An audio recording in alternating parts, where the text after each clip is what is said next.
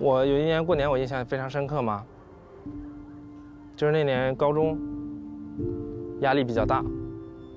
我过年那天想哭，然后我妈啪一巴掌打我脸上来了，然后我就憋回去了，我不敢哭啊，我妈不让。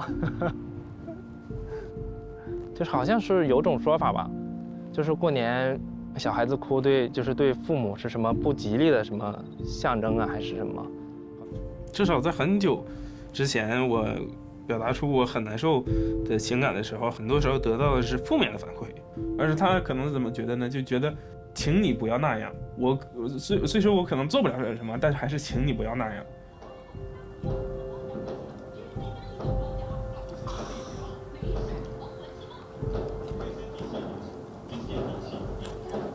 那你还是有气。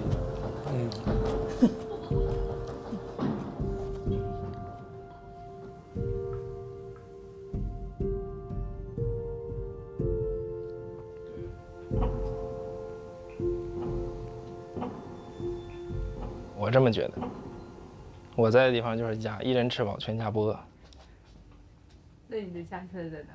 我家在这儿这个小圈圈里，就是我的家，非常鲁棒，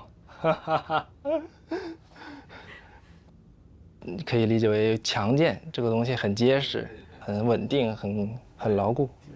因为我对这些事情，任何事情都变得比较保守，就是避免有任何活动对我造成或者一些变化呀，对我造成一些冲击或者伤害。我认为吧，就是连接减弱，它本身获得的支持可能会少，但是它这个关系会更鲁棒。如果旁边一个连接断掉，不会对它这个个体造成巨大的影响。